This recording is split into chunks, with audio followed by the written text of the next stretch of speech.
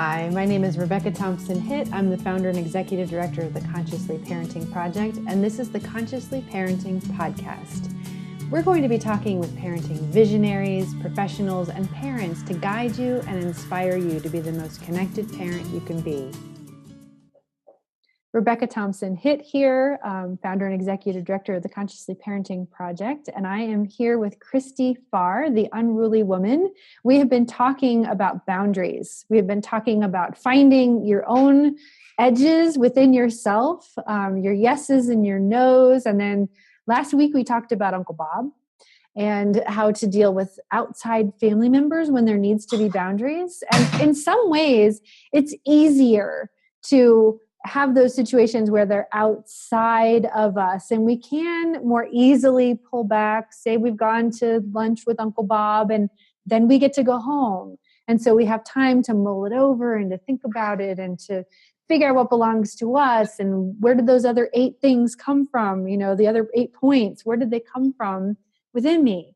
So when we come back to our actual families and our kids, now we're in a situation where it's 24/7. And if we didn't learn boundaries, if we didn't learn our yeses and our nos, this is where it's coming at us a little bit faster. So let's talk about that, Christy. Yes, let's talk about that.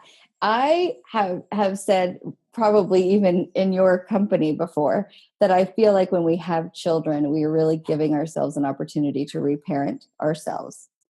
Because when our child is 2, we seem to behave like a 2-year-old. We're tempted to behave like a 2-year-old.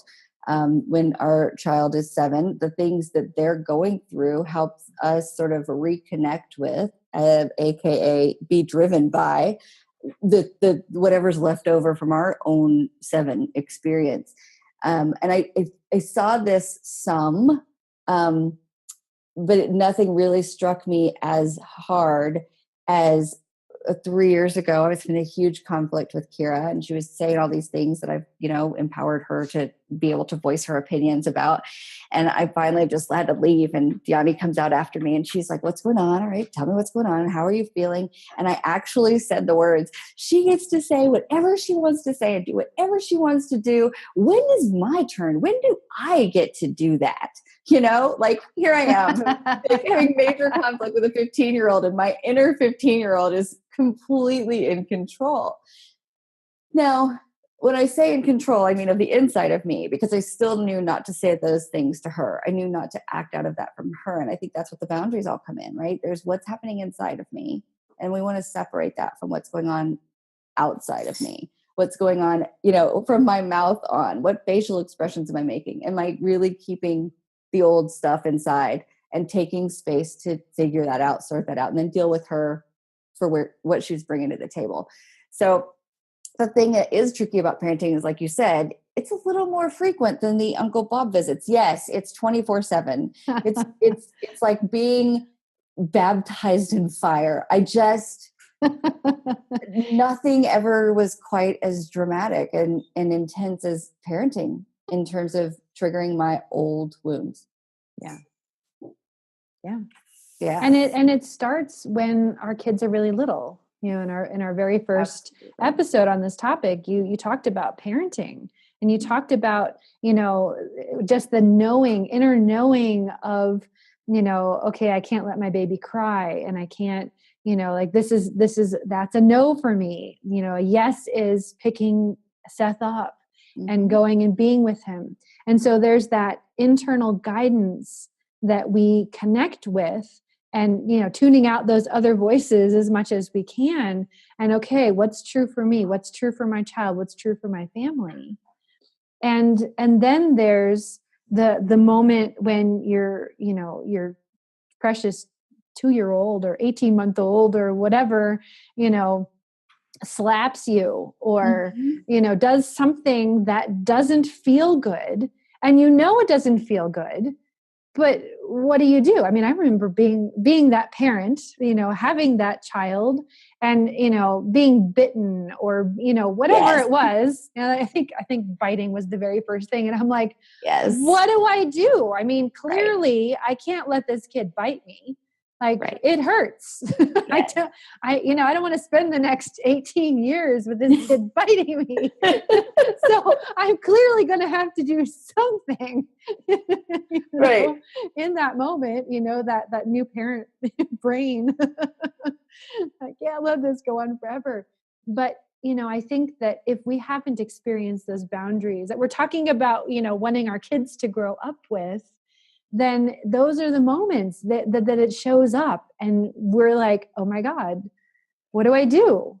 And then we may, I know I did, start pulling out the tools that our parents had, which may or may not have been effective, may or Right. may not be the right thing to do. Yes. Okay, well, let me try to scare them. Okay, let me try to chase them. Let me try to bite them back. Let me try to, okay, all these things are no. They all feel like no, but I don't know what else to do, Christy. Right. Yes. Yes. That is so funny that that's the example that you gave, because that is actually the one I have. I never intended to spank the kids. And so I spanked Seth twice and we still talk about it. Like he doesn't even remember it, but we still like, you spanked me those 2 times. And one time he kept running away from me, which was fine. And I did all the attachment parenting things, so connected responses all the times. And then but he just wouldn't stop. Like it was a major safety issue. And one time he was running toward a highway, like literally running toward the highway. Right. Like, and so I did it, and he was so mortified. But the biting thing was absolutely one of the things. And so I did what you said. Like none of the sort of classic examples felt true for me. So I start asking my connected parenting friends, right? And they're like, oh, give them this freezer thing to chew on, and oh, that will be great. And there was all of these really amazing solutions that people gave me, and none of them worked.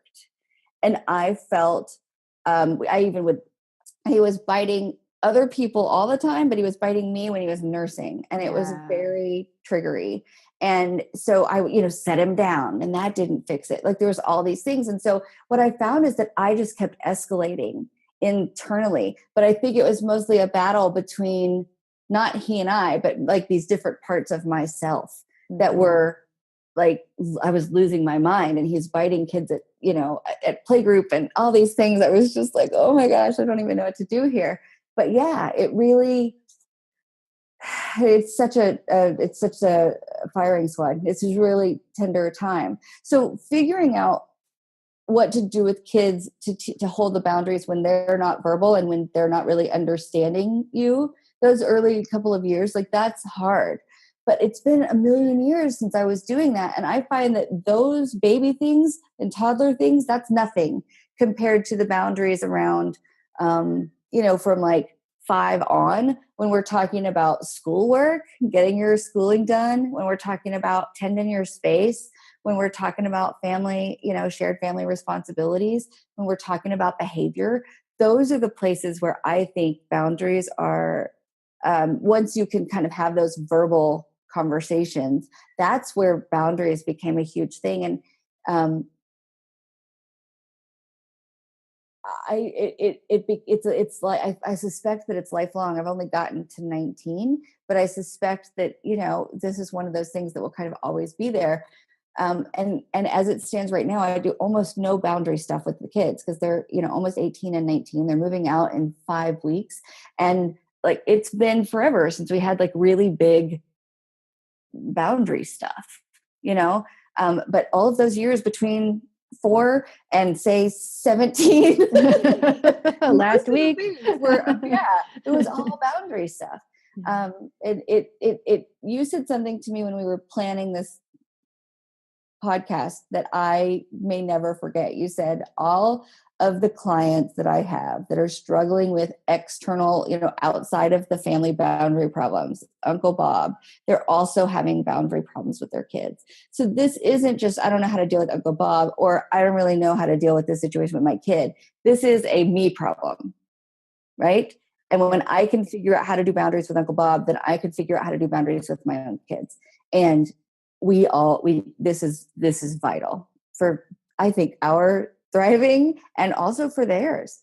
So what do you think for you?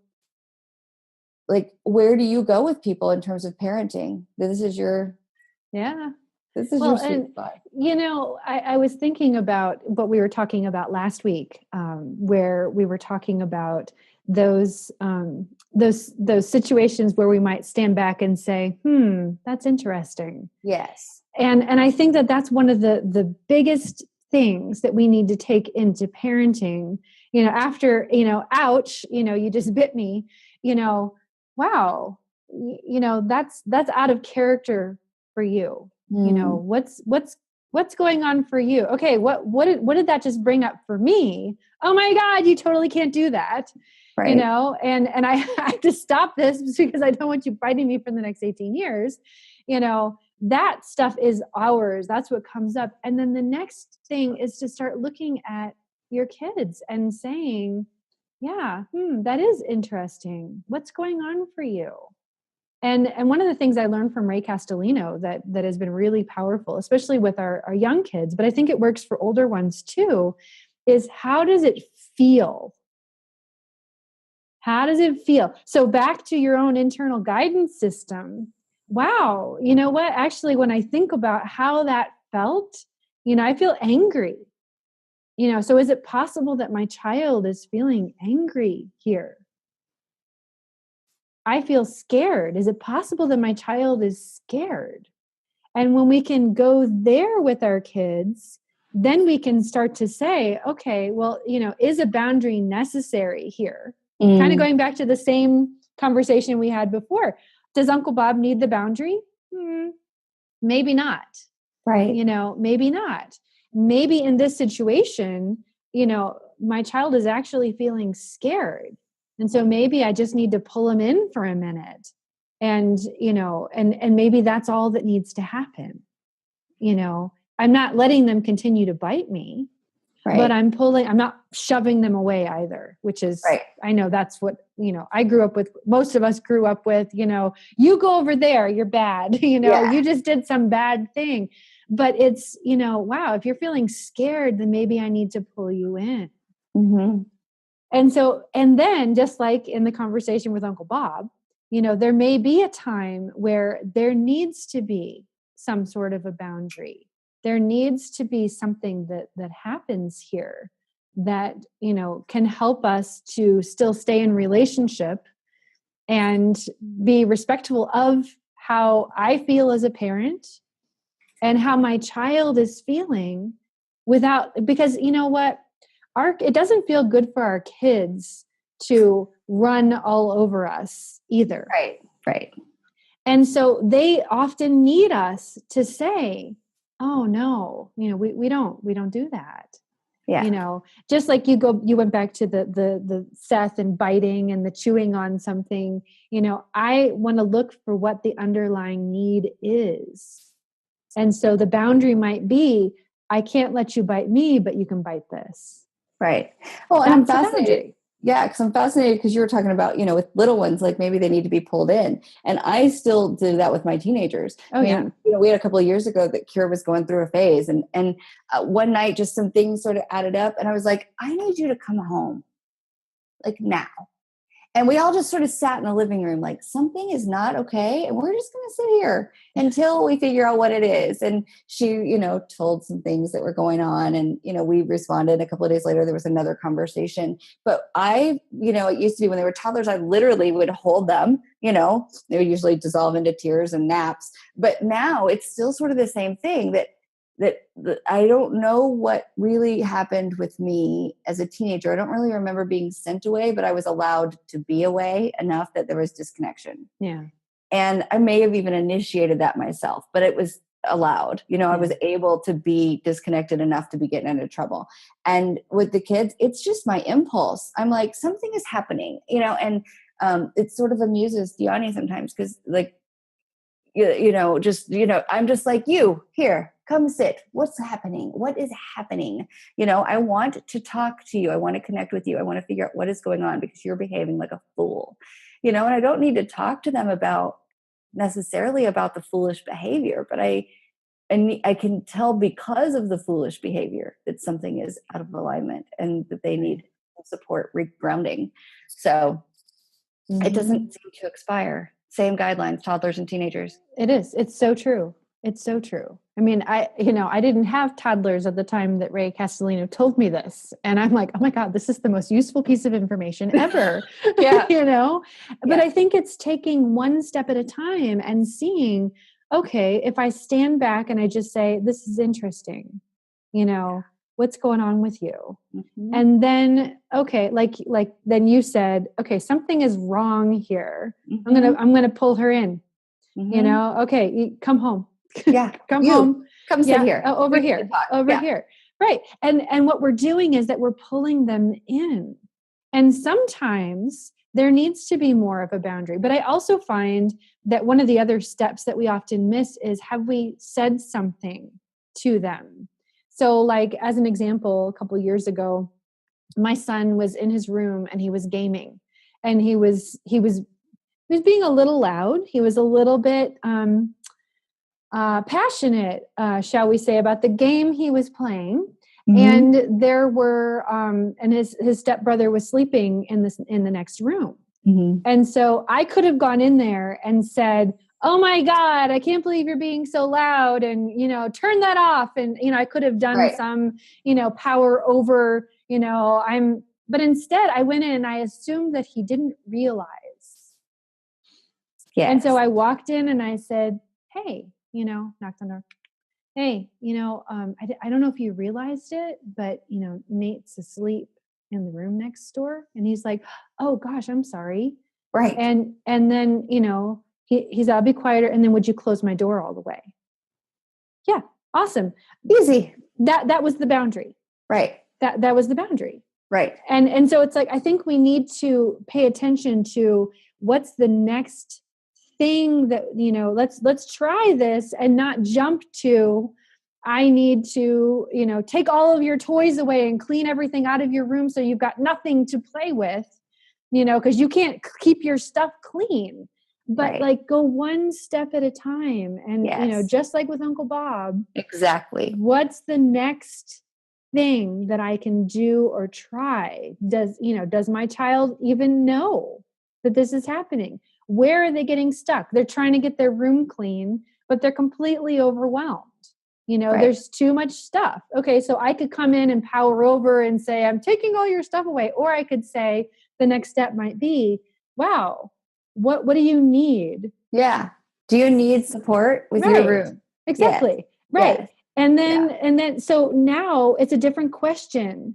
So sometimes, we need a boundary, and sometimes we need to be asking different questions. Yes, absolutely. I think it's, I know that we're out of time, and I just want to say that we often, if we weren't parented like this, we do have an innate internal guidance system, but our training is strong.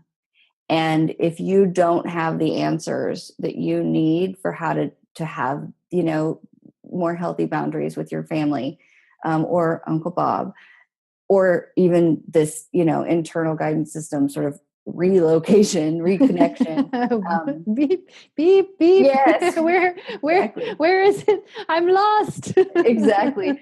If you don't have that, I don't want you to listen to these, 3 20-minute segments and think, oh, I don't have that.